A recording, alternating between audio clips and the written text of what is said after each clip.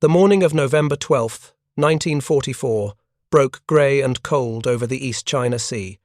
Aboard the Japanese cargo ship Miyasan Maru, Third Officer Takeshi Yamamoto stood on the bridge wing, scanning the horizon with binoculars that trembled slightly in his hands. The convoy stretched before him, 11 merchant vessels arranged in 3 ragged columns, their rust-streaked hulls rising and falling in the heavy swells. Destroyers prowled the flanks, their crews equally vigilant, equally exhausted. Everyone knew what lurked beneath these waters. Everyone had heard the stories. In the 26 months since Yamamoto had first sailed these routes, he had watched 17 ships disappear. Not to aerial bombs or surface guns, but to something far more terrifying. The silent hunters. The American submarines that had turned Japan's sea lanes into a graveyard. If you're enjoying this deep dive into the story, hit the subscribe button and let us know in the comments from where in the world you are watching from today. By late 1944, the fear of American submarines had become so pervasive among Japanese merchant sailors that many refused to sleep in their bunks below the waterline. They knew the statistics, whispered in ports from Singapore to Tokyo. A submarine-launched torpedo struck without warning. You had perhaps 60 seconds before the ship began its final plunge. Below decks, you drowned in darkness. On deck, you might survive long enough to freeze in the Pacific. The choice between deaths offered no comfort. What Yamamoto and his fellow sailors could not fully comprehend was the scale of the catastrophe unfolding around them. The American submarine force was not merely sinking ships, it was systematically destroying Japan's ability to wage war, strangling an island empire that depended entirely on the sea for survival. To understand why Japanese sailors feared submarines more than the mighty American carrier fleets, and why that fear was entirely justified, we must first grasp what Japan was and what it required to fight. The Japanese Empire in 1941 was a paradox. On maps, it appeared formidable. Its territories stretched from the Aleutians to New Guinea, from Burma to the Marshall Islands. But this vast empire rested on a foundation as fragile as rice paper. Japan possessed virtually no oil. Its steel production depended on ore imported from Manchuria and Southeast Asia. Its factories required rubber from Malaya, tin from the Dutch East Indies, rice from Indochina. Every gallon of fuel, every ton of bauxite, every bale of cotton had to travel by sea. Japan's merchant fleet in 1941 comprised roughly 6 million tons of shipping. Naval planners calculated this was the minimum required to sustain both the war effort and the civilian economy. They also calculated, correctly, that they would lose ships to enemy action. Their estimate was 400,000 tons per year. They were catastrophically wrong. The American submarine force that began hunting Japanese shipping in December 1941 numbered just 51 fleet boats. These vessels, primarily of the Gato and Balao classes, were technological marvels. But in those early months, they were also profoundly flawed. The Mark 14 torpedo, the submarine's primary weapon, suffered from defects so severe that they bordered on sabotage. The magnetic exploder detonated prematurely or not at all. The contact exploder crumpled on impact without triggering. Torpedoes ran too deep, passing harmlessly beneath enemy hulls. Submarine skippers reported hit after hit with no result. They watched perfect attack setups wasted as torpedoes malfunctioned. The Bureau of Ordnance, responsible for torpedo development, refused to acknowledge the problem. They blamed the skippers for poor shooting. This bureaucratic arrogance cost American submarines their most critical advantage in the war's first 18 months. Yet even with faulty torpedoes, American submarines began to inflict damage. In 1942, they sank 180 Japanese merchant ships totaling 725,000 tons. This exceeded Japan's worst-case projections. Japanese shipyards, working at maximum capacity, could not replace these losses. The empire's merchant fleet began to shrink, but the real devastation had not yet begun. That would require 2 changes. First, submarine skippers, frustrated beyond endurance, began conducting their own unauthorized tests. They discovered the magnetic exploder was worthless. they discovered the contact exploder was poorly designed. They discovered torpedoes ran 10 feet deeper than set. Armed with this knowledge, they began disabling the magnetic feature and adjusting depth settings. Suddenly, torpedoes worked. The second change was strategic. In 1943, Admiral Charles Lockwood, commanding submarines in the Pacific, shifted focus from warships to merchants. Japanese carriers and battleships were prestigious targets, but tankers and cargo ships were the empire's lifeblood. Sink enough of them, and Japan would strangle. The campaign that followed was methodical and merciless. American submarines operated on what became known as war patrols, typically lasting 60 days. A boat would depart Pearl Harbor or Australia, transit to Japanese-controlled waters, and hunt. The hunting grounds were vast. Submarines prowled the South China Sea, the East China Sea, the Philippine Sea, the waters around Formosa, and the Japanese home islands. They lurked along major shipping routes, waiting for convoys.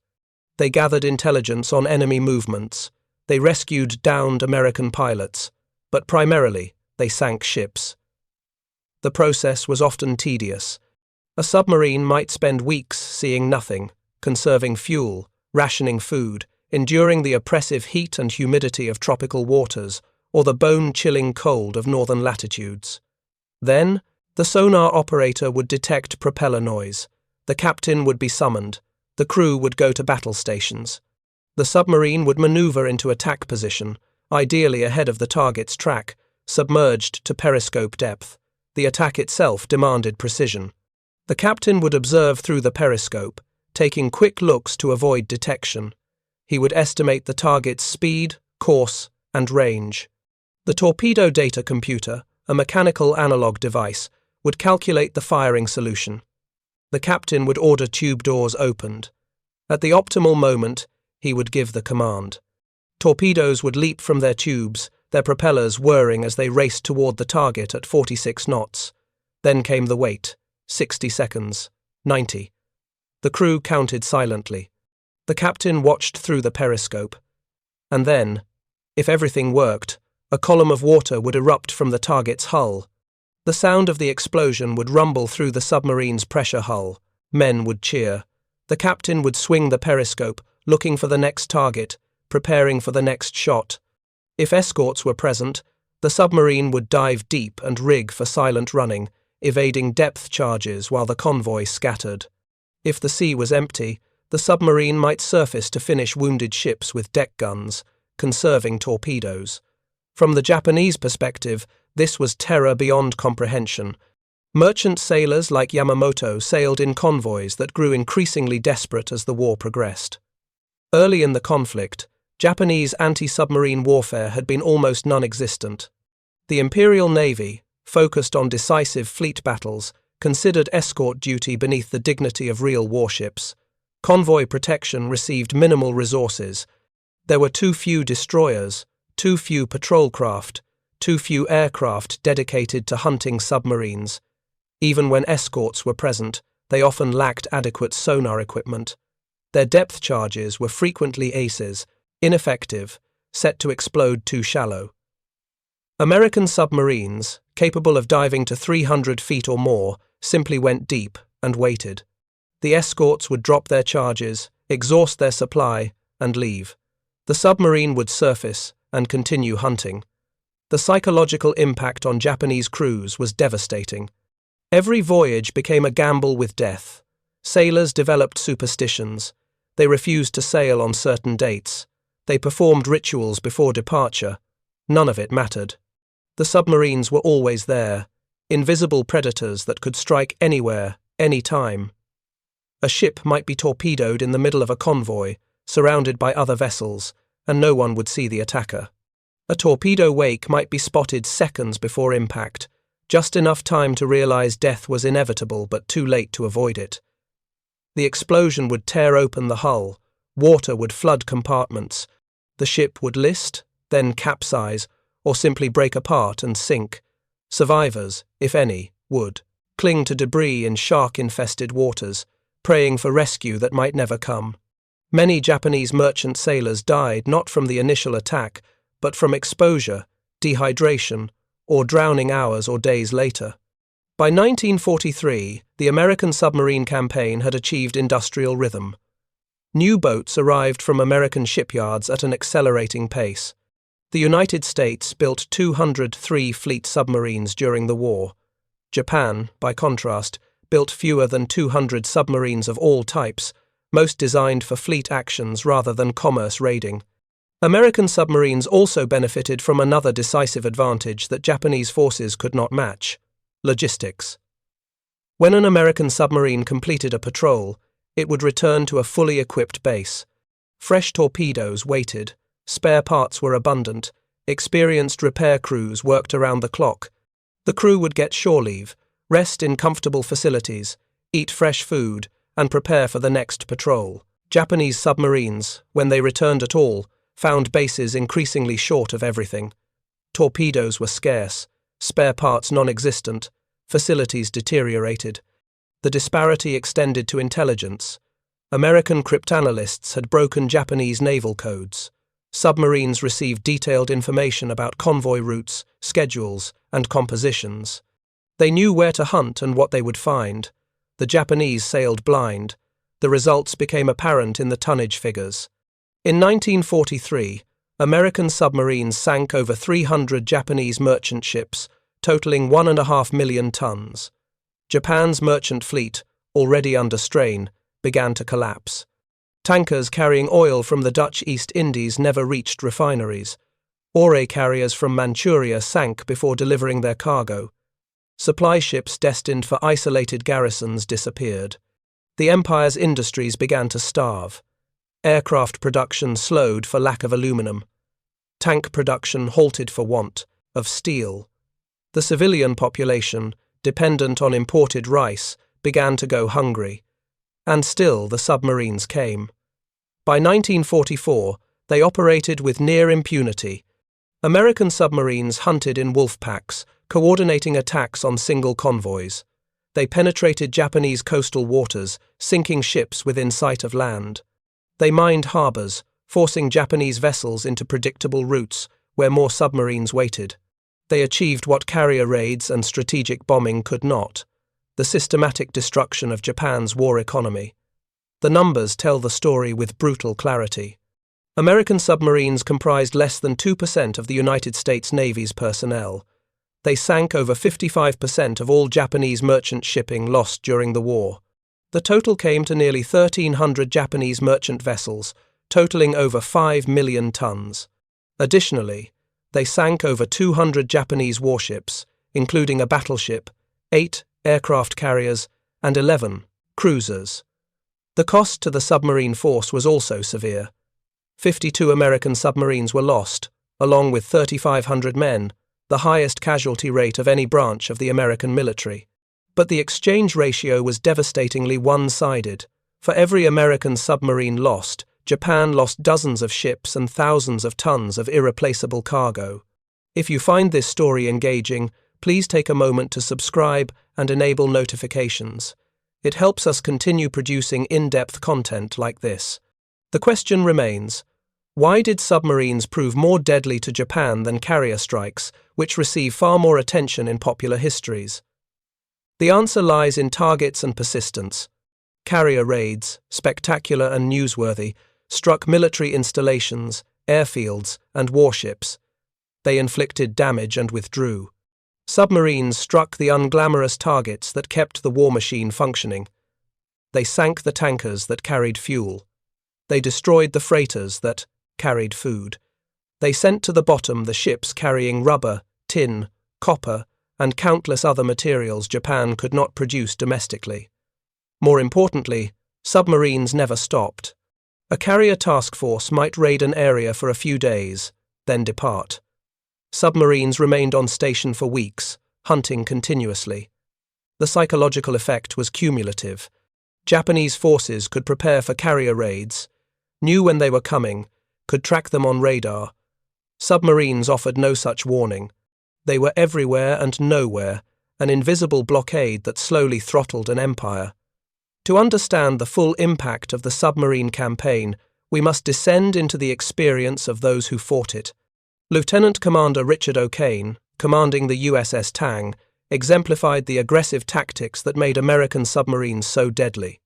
On his fifth war patrol in October 1944, O'Kane took Tang into the Formosa Strait, one of the most heavily trafficked and well-defended waterways in Japanese-controlled territory. Over 9 days, he sank 10 ships. The attacks demonstrated both the submarine's capabilities and the risks involved. O'Kane would bring Tang to periscope depth in the middle of enemy convoys, maneuvering between columns of ships, firing spreads of torpedoes in multiple directions. The tactic maximized destruction but required nerves of steel. One miscalculation meant collision or discovery. Escorts would converge. Depth charges would fall. On the night of October 24th, Tang's luck ran out. During a surface attack on a convoy, the 24th torpedo fired. That patrol malfunctioned. Instead of running straight, it curved back toward Tang. O'Kane ordered emergency maneuvers, but the torpedo struck Tang's stern. The explosion killed those in the aft torpedo room instantly. The submarine began to sink. Of the 87 men aboard, only 9 escaped the hull. They spent the night in the water, watching Japanese escorts circle above, dropping depth charges on the sunken wreck. At dawn, a Japanese destroyer picked up the survivors. O'Kane spent the rest of the war in a prisoner camp. Tang had sent to the bottom over 90,000 tons of Japanese shipping, more than any other American submarine, but the cost had been severe. This was the calculus of submarine warfare. Extraordinary success measured against extraordinary risk. Yet for every Tang lost, American shipyards delivered new boats. The production capacity that stunned Japanese observers extended to submarine construction. The Portsmouth Naval Shipyard in New Hampshire, the Mare Island Naval Shipyard in California, the Electric Boat Company in Connecticut, the Manitowoc Shipbuilding Company in Wisconsin, all operated at maximum tempo. A Gato-class submarine required approximately 1 year from keel laying to commissioning. The process involved welding together a pressure hull capable of withstanding enormous ocean pressures, installing 4 diesel, engines, electric motors, batteries, torpedoes, tubes, periscopes, radar, sonar, and countless other systems. Each boat cost approximately $2 million, a fortune in 1940s currency, but trivial compared to a battleship's $100 million price tag. The return on investment was spectacular. A single successful war patrol could sink more tonnage than the submarine's construction cost. The men who crewed these vessels came from across America. Many were volunteers, drawn by the 50% extra pay submariners received or by the prestige of serving in an elite force. Training was rigorous. Submarine school in New London, Connecticut, lasted months. Students learned every system, every procedure, every emergency protocol. They trained in escape towers, practicing how to exit a submerged submarine using breathing devices. They studied diesel mechanics, electrical systems, hydraulics, torpedo fire control. Only after demonstrating mastery would they receive their dolphins, the insignia of a qualified submariner. Even then, they would serve aboard operational boats for months before being considered fully trained. The submarine service demanded competence. A single mistake could kill everyone aboard. There was no room for mediocrity. Life aboard a fleet submarine tested endurance in ways surface sailors never experienced. The boats measured just over 300 feet long and 27 feet wide. Into this space were crammed 70 to 80 men, 24 torpedoes, diesel fuel, food, fresh water, and all equipment necessary for 60-day patrols. Privacy did not exist. Junior enlisted men slept in bunks stacked 3 high, often sharing bunks in rotation with men on different watches. The air reeked of diesel oil, unwashed bodies, cooking food, and the chemical smell of the batteries. Showering was forbidden except in port. Fresh water was too precious. Men wore the same clothes for weeks. The heat in tropical waters was suffocating, temperatures regularly exceeding 100 degrees Fahrenheit in the engine rooms. In northern waters, Condensation dripped constantly, soaking everything. Mold grew on leather shoes, on books, on food. The food itself deteriorated as patrols progressed. Fresh provisions lasted perhaps a week. After that, the crew subsisted on canned goods and dehydrated meals. Bread came from onboard ovens, but flour supplies eventually ran low. Coffee, thick and strong, flowed constantly. The crew consumed it by the gallon. Some boats carried small luxuries, ice cream makers powered by the electric motors, allowing the crew to produce frozen treats using powdered milk and whatever flavoring was available. These small comforts mattered enormously to men living in such confined, stressful conditions. The psychological pressure of submarine duty was immense. Men knew that enemy depth charges could rupture the hull at any moment. They knew that battery failures, fires, or mechanical breakdowns in hostile waters meant death. They trusted their crewmates absolutely because survival depended on every man performing his job perfectly. The camaraderie that developed was profound and lifelong. Against this backdrop of American industrial and human commitment, Japan's situation grew increasingly desperate. By early 1945, the Empire's merchant fleet had been reduced to barely 2 million tons, less than one-third its strength at the war's beginning. The few remaining ships sailed in convoys so heavily escorted that the escorts consumed as much fuel as the merchants carried. It was a death spiral. Oil tankers from Sumatra, the last major source of petroleum available to Japan, had to traverse over 3,000 miles of submarine-infested waters to reach refineries. Few completed the journey. Of the ships that did arrive, many carried only partial loads, having detoured repeatedly to avoid submarine contacts. The efficiency of Japan's supply system collapsed. Military planners faced impossible choices: allocate scarce fuel to the Navy, and the Army's tanks sat immobile. Fuel the Army, and warships remained in port. Divert resources to domestic industry, and forward garrisons starved. There were no good options. The human cost mounted on both sides of the conflict. Japanese merchant sailors, many conscripted civilians with minimal training, died by the thousands. When a ship sank far from land, survival was unlikely. Life rafts were scarce. Rescue operations were inconsistent. Many men simply vanished, their deaths unrecorded, their families left to wonder. The psychological trauma afflicted even those who survived. Sailors who had been torpedoed once, twice, 3 times developed what would now be recognized as severe post-traumatic stress. They flinched at every sound. They refused to sleep. Some deserted rather than sail again, knowing desertion meant military prison or worse. The Japanese command offered no sympathy. The Empire needed every ship, every sailor. The convoys had to sail. American submarines, meanwhile, pushed deeper into Japanese waters.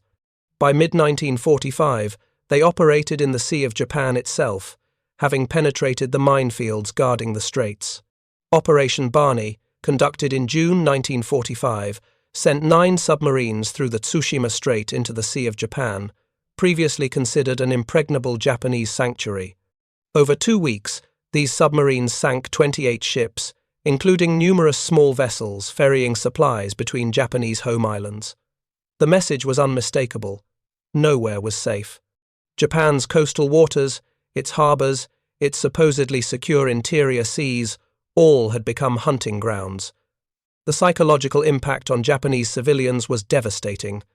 They could see American submarines through binoculars from shore, prowling in sight of land, sinking ships within swimming distance of beaches. The Empire's defensive perimeter had not merely collapsed, it had evaporated. The final months of the war saw American submarines facing a curious problem: target scarcity. They had sunk so many ships that finding worthwhile targets became difficult. Patrol reports from July and August 1945 frequently noted empty seas. Submarines resorted to attacking fishing boats, coastal sampans, anything that floated. The few remaining Japanese merchants travelled only at night, hugging coastlines, ready to run aground at the first sign of danger. Japan's maritime commerce had ceased to function in any meaningful sense. The nation's factories, starved of raw materials, produced a trickle of war material. The population faced genuine starvation. Cities burned from American bombing raids, but the blockade imposed by submarines ensured that reconstruction materials would never arrive, that food supplies would never be replenished, that the war economy would never recover. When Emperor Hirohito announced Japan's surrender on August 15, 1945, he cited multiple factors: the atomic bombs, Soviet entry into the war, the ongoing conventional bombing. He did not explicitly mention submarines, yet their contribution to Japan's defeat was arguably as decisive as any other factor. The atomic bombs destroyed 2 cities. Submarines destroyed an empire's ability to sustain itself.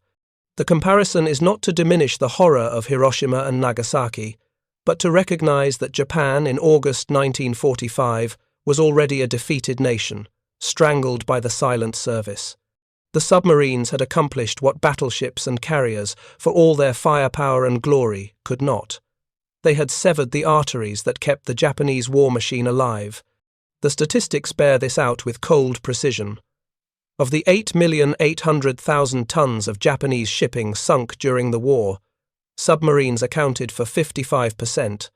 Aircraft, primarily carrier-based, sank approximately 30%. Mines accounted for 9%. Surface vessels, despite being far more numerous and celebrated, sank just 6%. The disparity is staggering. The submarine force, never numbering more than 200 boats at any given time, achieved more than all other American naval forces combined in terms of tonnage destroyed. They did so while suffering casualties that would have broken lesser services. 52 boats lost meant roughly 1 in 4 submarines never returned. 3,500 men dead represented 22% of all who served in submarines during the Pacific War. These were not acceptable losses by any conventional military standard. They were catastrophic. Yet the submarines kept sailing, kept hunting, kept sinking ships, because they knew their mission was working. The legacy of the American submarine campaign extends beyond World War II. It demonstrated that modern warfare between industrial powers would be decided not on battlefields, but in factories and on supply lines. Japan's military forces in 1945 remained substantial. Millions of soldiers occupied territories across Asia. The homeland army numbered in the millions, preparing for the expected American invasion. But without fuel, without ammunition, without food, these forces were effectively neutered. They could not project power. They could not maneuver. They could barely sustain themselves. The submarines had proven that you did not need to destroy an enemy's army if you could destroy its ability to supply that army. This lesson shaped Cold War naval strategy and remains relevant today. For Japanese survivors like Takeshi Yamamoto, who endured 3 separate torpedoings and somehow lived to see the war's end, the submarines left scars that never healed. In post-war interviews, Japanese merchant sailors spoke of the submarines with a mixture of respect and lingering terror. They described the helplessness of sailing in convoys that grew smaller with each voyage. They remembered shipmates who disappeared beneath the waves, swallowed by an enemy they never saw. They recalled the sound of torpedoes striking hulls, the shriek of tearing metal, the roar of inrushing water. These memories haunted them for decades. Some refused to discuss their experiences. Others spoke compulsively, as if repetition might exorcise the trauma. All agreed on one point. Of all the terrors the war brought, nothing matched the dread of submarine attack. The irony is profound. Japan, a naval power that prided itself on carrier aviation and battleship construction, was defeated primarily by unglamorous submarines hunting unglamorous cargo ships. The great carrier battles, Midway and Philippine Sea and Leyte Gulf, receive endless attention in histories and documentaries. They deserve that attention. They were pivotal. But while carriers fought for control of the sea's surface, submarines controlled what mattered most: the cargo flowing across it. They sank the tankers that would have fueled Japanese aircraft. They destroyed the transports that would have supplied Japanese garrisons. They sent to the bottom the ore that would have become steel, the rubber that would have become tires, the food that would have fed workers and soldiers. In doing so, they achieved what grand fleet actions could not. They made it impossible for Japan to continue fighting. Standing on that bridge wing on November 12, 1944, Takeshi Yamamoto could not have known the full scope of the disaster unfolding around him. He knew only that every voyage might be his last, that beneath the grey waters, invisible hunters prowled, and that the Empire's sea lanes had become killing grounds. He survived that particular convoy. The ship behind him did not. A spread of torpedoes from USS Archer Fish struck a cargo vessel carrying ammunition. The explosion was visible for miles, a column of flame and smoke that marked another victory for the submarines, another step toward Japan's strangulation. Yamamoto would sail 6 more convoys before the war ended. He considered himself extraordinarily lucky. Most men who sailed Japan's convoy routes in the war's final years did not survive. The submarines made certain of that. Thank you for watching. For more detailed historical breakdowns, check out the other videos on your screen now, and don't forget to subscribe.